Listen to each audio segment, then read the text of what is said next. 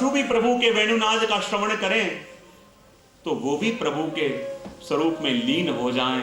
पता है कि जब प्रभु वेणुनाद करें तो वृंद शो व्रज वृषा मृग गाओ वेणु वाद्य चेतस आरार।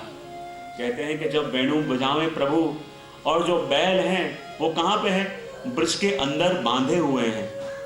गाय कहाँ है? जो वन में विचरण कर रही हैं। मृग कहाँ है? जो वन के अंदर स्वच्छंद खेल रहे हैं। लेकिन जब प्रभु वेणु बजावें, और ये तो पशु हैं जिनका मन तृण खाने में है, जिनका मन तिनके घास खाने में है, और वो अपना सबसे प्रिय कार्य कर रहे हैं, घास को मुख में लेके खा रहे हैं।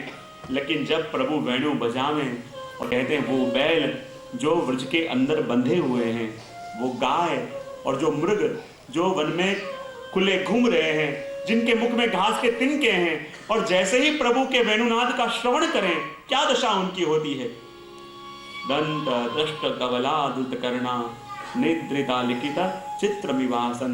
अभी तो घास के तिनके मुंह में हैं और जो उसका रस ले रहे थे, लेकिन मुख स्थिर हो जाता है, कान खड़े हो जाते हैं और स्थिर होके जैसे किसी ने दीवार में चित्र बनाया है ऐसी उनकी दशा हो जाती है, और खड़े खड़े प्रभु के वेणुनाद का श्रवण करते हैं। दो वस्तु बताए, बैल कहाँ है? वृक्ष के अंदर बंधे हुए। गाय कहाँ है? वन में विचरण कर रही है, खुली है, और दोनों को वेणुनाद के द्वारा प्रभु ने खींच लिया। इसका मतलब क्या? बैल बंधे हुए हैं यानी क्या? बद्ध जीव, और मुक्त रूप से गाय वन में विचरण कर रही है। वो कौन है? मुक्त जीव। जब प्रभु ने वेणु बजाई तो संसार के अंदर जो बद्ध जीव हैं, संसार के डोरियों से जो फंसे हुए जीव हैं, वो भी विचलित हो गए, और जिनका उद्धार हो गया है, जिनका मोक्ष हो गया है। और ऐसे मुक्त जीव जब गोलोक धाम के अंदर प्रभु के वेणुनाद का श्रवण करते हैं, वो भी विचलित हो जाते हैं कि हे प्रभु ऐसी कृपा करो कि हमको भी भूतल में प्रागट्य मिले, और उस ग्वाले के रूप में जो श्याम सुंदर बंसी बजा के पूरे जगत को मोहते हैं, उसके दर्शन का लाभ हमको मिले। जब प्रभु बंसी बजावें तो बद्ध जीव भी प्रभु के स्वरूप में खिंच जावें, और जो मुक्त जीव हैं वो भी खिंच जावें। और जब प्रभु ने बंसी बजाई और वृक्ष के अंदर बंधे हुए बैल को जब आंखों से अश्रु सारते हुए देखा, और वन के अंदर जो विचरण कर रही थी वो गायों की आंखों से अश्रु देखे, और नारद जी फूट फूट के रोने लगे। नारद जी फूट फूट के रोने लगे। किसी ने आके नारद जी से पूछा, आप क्यों रो रहे हो? किसके लिए रो रहे हो? तब नारद जी ने कहा, मैं तो उन जीवों के लिए रो रहा हूं जो पहले ब्रज में रहते थे लेकिन मुक्त होके अब प्रभु के धाम में चले गए हैं। मैं तो उनके दुर्भाग्य के लिए रोता हूं कि देखो तो सही, वो परम प्रभु यहाँ गोप वेश धारण करके अपने निज जनों को कैसा सुख दे रहे हैं, कैसा आनंद दे रहे हैं। और उनके दुर्भाग्य की मैं क्या बात कहूं, जो मुक्त होके इसी लोक को छोड़ के किसी और लोक में चले गए। मैं तो उनके दुर्भाग्य के लिए रो रहा हूं कि उन्होंने मोक्ष तो पा लिया, पर ये सुख उनके भाग्य में कहां जो सुख इन ब्रज के जीवों को मिल रहा है। वो सुख जो ब्रजवासियों को मिल रहा है, वो सुख और किसको मिले?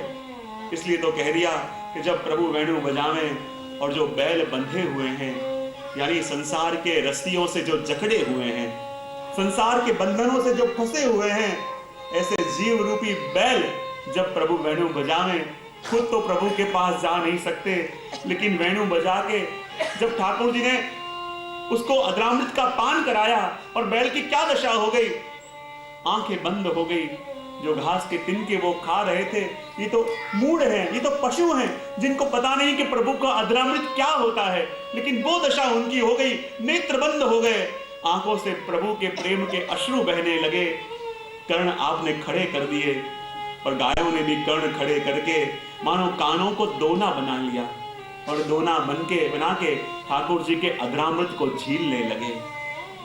आगे शब्द वेणु में आता है, कर्ण पुटई भी, अपने कानों को दोना बना के ठाकुर जी के अद्रामृत को उन्होंने झील लिया, कहीं रस बह न जाए। अपने कानों को गायों ने मोड़े, बैलों ने मोड़ा और प्रभु के अद्रामृत को कानों में झील लिया। बोले क्यों दोना क्यों कहा? क्योंकि जब तक प्रभु का अद्रामृत मिला नहीं था, तब तक वो प्रभु हैं और ये मैं हूँ। ऐसे हम दोनों अलग अलग दो थे, लेकिन जहाँ प्रभु का अधरामृत मिला हम दो ना रहे, एक हो गए। इसलिए दोना बना के ठाकुर जी के अधरामृत का पान किया और अधरामृत का पान करके आपने उस प्रभु के परम स्पर्श का अनुभव किया। और जब गोपियां भी बैल को देखती हैं कि ठाकुर जी के वेणुनाद का श्रवण करके इसकी आंखों में से प्रेमाश्रु आते हैं, ठाकुर जी के वेणु का श्रवण करके ये जो तृण घास मुख में खा रहा है ये स्थिर हो गए हैं, खा नहीं सक रहा, और ऐसी दशा हो गई है कि मानो किसी ने चित्र बना दिया हो। हे सखी, मुझे लगता है जरूर इसको श्याम सुंदर का स्पर्श मिला हो। यदि प्रभु का स्पर्श मिला न होता तो इसकी ऐसी दशा न होती। जरूर इस वेणु के माध्यम से प्रभु ने इस जीव का स्पर्श किया है, ठाकुर जी ने इसको छुआ है। उसके बिना ऐसा रोमांच इसको नहीं होता कि जो प्रभु के स्वरूप को जानता नहीं है, लेकिन उसी वेणुनाद का श्रवण करके जिसके मुख में घास के तिनके ऐसे ही रह गए हैं, आंखों से प्रेमाश्रु बह रहे हैं, जो स्थिर होके ठाकुर जी के वेणुनाद का पान कर रहा है। और जो गाय वन के अंदर हैं, स्वच्छंद विहार कर रही हैं, स्वच्छंद घूम रही हैं, और वो भी कौन है? वो मुक्त जीव हैं। और जब ये मुक्त जीवों ने वन के अंदर विचरण कर रहे थे, बड़े बड़े योगी मुनि, उन्होंने भी जब ये प्रभु के वेणुनाद का श्रवण किया, योगियों की समाधि खुल गई। लेकिन क्यों? हजारों हजारों वर्ष तक तप करने के बाद जो समाधि अवस्था प्राप्त हो और जो सुख मिले, वही सुख प्रभु के वेणुनाद का श्रवण करके मिल रहा है। तो फिर क्यों ये व्यर्थ में हम अपनी साधना में समय व्यतीत करें? जो प्रभु के दर्शन का सुख हमको मिला है, प्रभु के स्पर्श का सुख हमको मिला है, तो इस समाधि में क्यों व्यर्थ समय व्यतीत करें? और कहते हैं ना, अधिकतर अपन साधनों में ऐसा समय व्यतीत कर देते हैं और जो साध्य है उसी को चूक जाते हैं। लेकिन सुना था कि कोई जगह पे कोई महात्मा आए और कहने लगे कि मैंने 30 वर्ष तक साधना करके जल में चलने की सिद्धि प्राप्त करी है। पूरे गांव के लोग दर्शन करने के लिए आए, और पूरे गांव के लोग जब दर्शन करने आए, महात्मा ने फिर से कहा कि मैंने वनों में जाके, पहाड़ों में जाके 30 वर्ष तक भयंकर घोर तपस्या करी और जल में चलने की सिद्धि प्राप्त करी है। और सभी के सामने उन्होंने जल में चल के दिखाया। और जब ये लोग जल में चल के सामने पार गए, सब लोग भाव विभोर हो गए, कैसे सिद्ध महात्मा है, जल के ऊपर चल के सामने पार गए। और वहीं एक लड़का आया, नाव वाले को 25 पैसा दिया और सामने पार गया और महात्मा से कहा, जो काम खाली 25 पैसे के अंदर हो सकता है, वो कार्य करने के लिए आपने जीवन के 25 साल बर्बाद कर दिए। जो काम नाव वाले को चाराना देके हो सकता है, और वो कार्य करने के लिए प्रभु की सेवा भूली, प्रभु का स्मरण छोड़ा, और ऐसी सिद्धियों के लिए आपने पूरा जीवन व्यतीत कर दिया। और अधिकतर अपन भी कुछ ऐसा ही करते हैं, साधनों के पीछे ऐसे फंस जाते हैं, साधनों का ऐसा आश्रय हो जाता है कि जो मुख्य भगवत स्वरूप सेवा है, भगवत गुणगान है, उसी को भूल जाते हैं। इसलिए तो वही दशा यहाँ मुक्त जीवों की भी हुई कि जो गाय मुक्त रूप से विचरण कर रही थी वन के अंदर, वो मुक्त जीवों ने भी जब प्रभु के वेणुनाद को सुना, उन्हें भी लगा, अरे हजारों वर्ष तक वन में तप करते रहे, लेकिन समाधि के अंदर भी वो सुख नहीं मिला जो सुख प्रभु के वेणुनाद को सुन के मिला। और दिग्मूढ़ हो गए।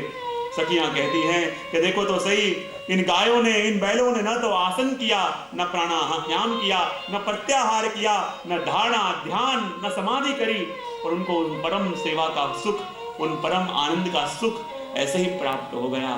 तो हे सखी, क्या बतावें, जिस प्रभु के वेणुनाद का श्रवण करके, जिस प्रभु के इस अलौकिक अमृत का पान करके ये गायों की, ये बैलों के भी ऐसी दशा हो जावे। और हम तो स्त्रियां हैं, हम तो ऐसी स्त्रियां हैं जिनके संग ठाकुर जी ने स्नेह किया है, तो सखी अपनी क्या दशा होगी। और कहते हैं ये समय है वैशाख मास, और वैशाख मास की लीला का वर्णन गोपियां कर रही हैं। हे सखी, इस मास को हम कैसे भूल सकते हैं? ये मास तो प्रभु का भी कितना प्रिय है। बोले क्यों? क्योंकि इसी मास के अंदर तो स्वामी जी ने कहा कि देखो प्रभु, मैं ऐसा तब मानूं कि आप मुझे ही प्रेम करते हो जब आप मेरे मय हो जाओ। स्वामी जी ने कहा कि जब प्रभु आप मेरे मय हो जाओ, तब मैं आपको मानूं कि आप मुझसे ही प्रेम करते हो। तो ठाकुर जी ने कहा कि देखो स्वामी जी, सखियों ने कहा देखो राधा जी, ये जो चंदन है, ये चंदन आपका ही स्वरूप है। और आज दिवस है अक्षय तृतीया का। इसलिए हे स्वामी जी आप मान मत करना, क्योंकि वैशाख मास की लीला है और समय है अक्षय तृतीया। इसलिए भगवान योगी ने कहा ना,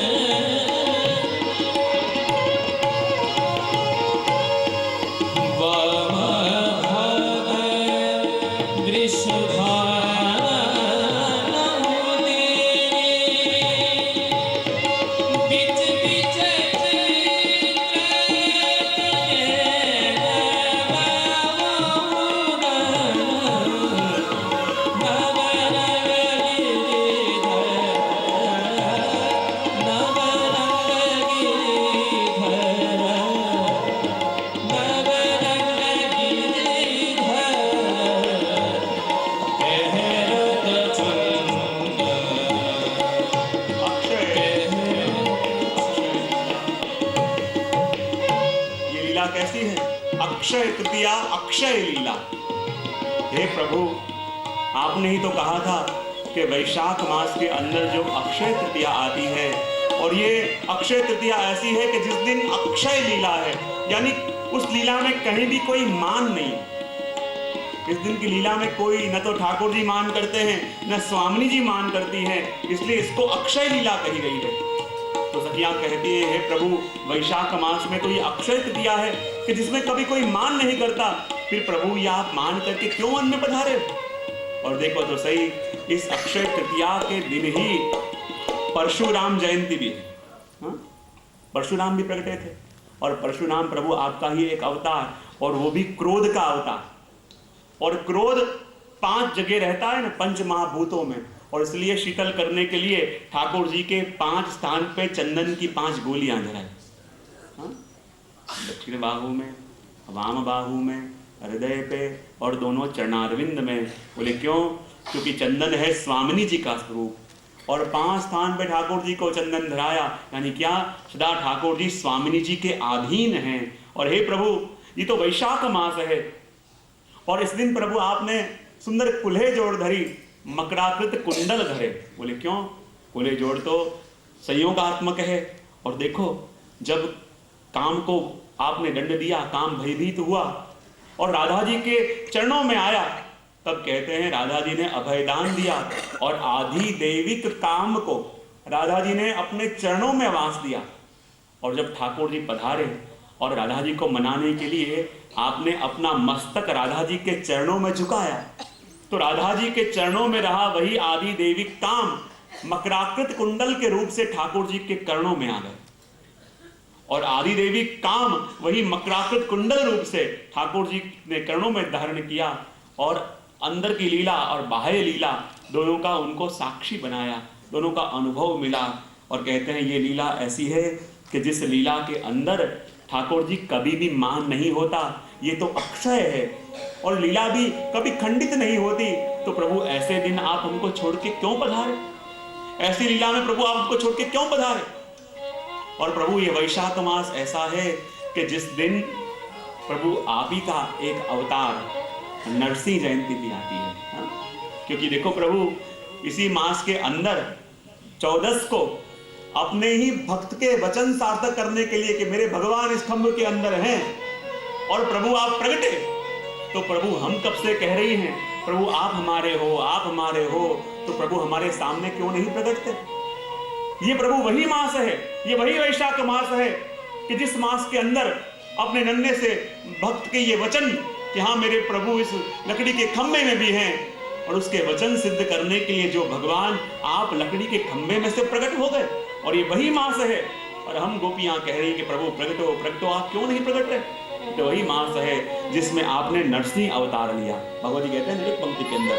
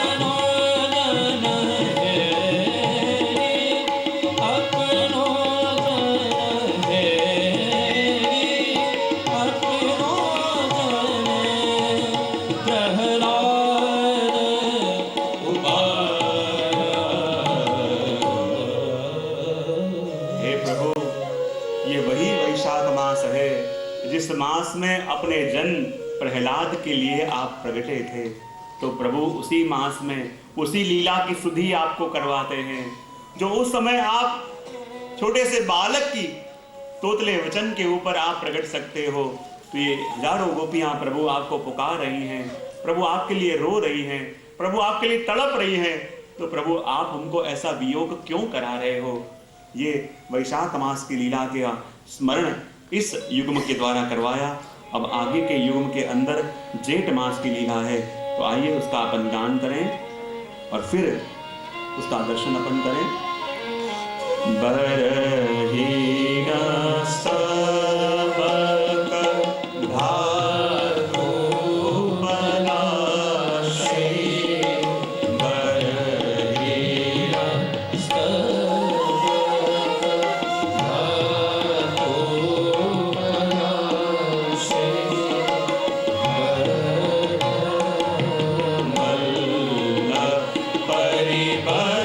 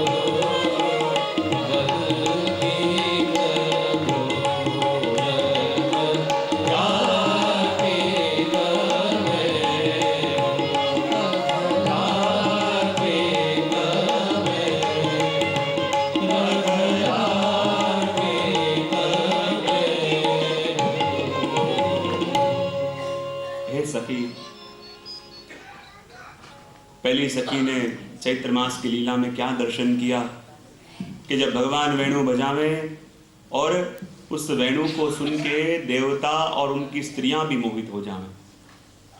दूसरे युग्म के अंदर आपने दर्शन कराया कि ऐसे प्रभु के जिनके हृदय में मानो लगे साक्षात मेघ है, ऐसे प्रभु के जिनके हृदय में वो लक्ष्मी रेखा लगे मानो मेघ में स्थिर हुई बिजली है, जो हंसे तो उनके दंतावलियों की छाया ऐसे हृदय पे पड़े मानो बादलों के बीच में उड़ता हुआ ये हंसों का समूह है।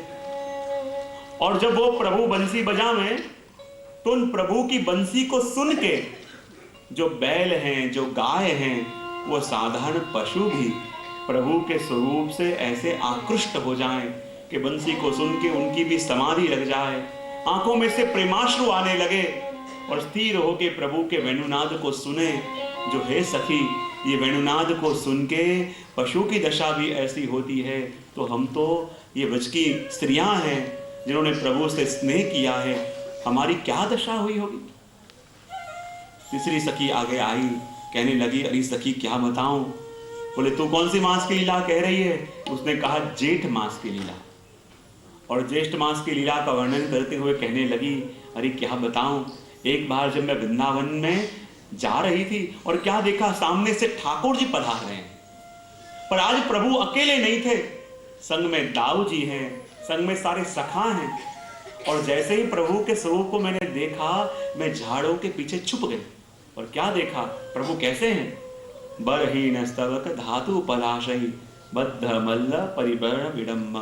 कैसे लग रहे हैं प्रभु, जिन्होंने अपने घुंघराले घुंघराले लंबे लंबे केशों का एक जुड़ा बांध लिया है, उस जुड़ों में बहुत सारे रंग बिरंगी फूल खोसे हैं और सबसे ऊपर एक मोर पंख, और जो सुंदर सुंदर धातुएं हैं, उन धातुओं को घिस घिस के उन पत्थरों की जो रस निकला उससे से अपने कपोल के ऊपर सुंदर चित्र काम किया है।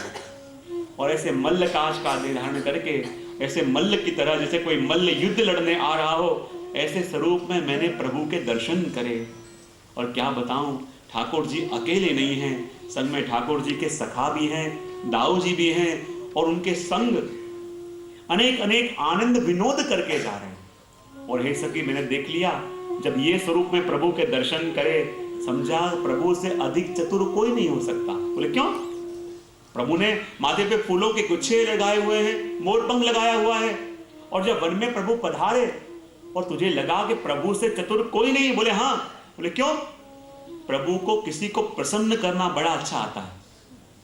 बोले इसमें प्रसन्न करने की क्या बात है, देखो जिसके घर में अपन गए और उसी के वस्त्र लेके गए तो उसको प्रसन्नता होगी कि नहीं होगी। बोले कैसे। बोले जब लक्ष्मी जी के पास प्रभु जावें तो महंगे महंगे आभूषण धारण करके खूब गहनों से लद के जावें, ताकि लक्ष्मी जी को लगे कि नहीं मैं सदा उनके पास में हूं। और जब वन में पधारे तो उन वस्तुओं को धारण करके पधारे ताकि वन देवी प्रसन्न हो जाए कि देखो प्रभु पधारे, पर प्रभु तो हमारे वश हैं, सदा हमारी ही वस्तु धारण करके पधारते हैं। इसलिए उसी वन में उगे हुए पुष्पों को खोसा, ऊपर मोरपंख खोस लिया, और वो देख के देखो तो सही प्रभु कैसे चतुर है। सखी ने कही नहीं नहीं, ये मोरपंख को ऐसे ही धारण नहीं किया। जानते हो ये मोरपंख क्या है। बोले क्या है। बोले कुछ शास्त्रों के अंदर, कुछ ग्रंथों के अंदर राधा जी के नेत्रों को भी मोरपंख की उपमा दी जाती है। और जब बार बार राधा जी कहने लगी कि देखो श्याम सुंदर, सभी सखियां कह रही हैं कि आप मेरे अलावा और सखियों के संग भी विहार करते हो, नृत्य करते हो, तब प्रभु ने कहा कि देखो आपको ऐसा लगता हो तो मैं तो कोई भी कार्य करता हूं आपकी कृपा दृष्टि के कारण ही करता हूं। ऐसे करो, मैं आपको ये मोरपंख जो है मेरे माथे पे धारण कर लूं, यानी आपकी दृष्टि सदा मेरे ऊपर रहे, जहां भी जाऊंगा जो भी करूंगा सदा आपकी दृष्टि में रह के करूंगा। और इसलिए मोरपंख लेके ठाकुर जी ने अपने मस्तक पे खोस लिया, क्योंकि ये मोरपंख और कुछ नहीं पर स्वामिनी जी के नेत्र भी है। जैसे मोरपंख का आकार है बराबर ऐसा ही श्री राधा जी के नेत्रों का आकार है, और उन्हीं को मस्तक पे धारण करके ठाकुर जी वन में पधारे हैं। और देखो तो सही, सखी कहने लगी ये मोरपंख ऐसे ही नहीं लग रहा, फूलों के गुच्छे और बीच में मोरपंख ऐसे लग रहा है कि तो कोई मयूर आके बैठ गया हो। बोले क्यों। बोले वो सखी ने दर्शन किया ना कि ठाकुर जी का वर्ण ऐसा है जैसे जल से भरा हुआ मेघ, और जब आकाश में जल से भरे हुए मेघ को देखे तो सबसे आनंद कौन आवे, सबसे आनंद किसको हो, बोले मयूर को हो, और मयूर आके नृत्य करने लगे। तो वैसे ही इस रसवर्षी श्याम सुंदर को जब देखा, जल से भरे हुए, रस से भरे हुए इस सघन जल स्वरूप इस मेघ रूपी श्याम सुंदर को दर्शन किया, और ये मयूर रूपी मोरपंख कहीं से आके बैठ गया कि जैसे मयूर नृत्य करे, और नृत्य करे तब मेघ की बूंद बरसे। वही मयूर भी चाहता है कि हमको देख के ये रसवर्षी अपने रस की वर्षा करेगा, और उसी लालच में मयूर आके बैठा है।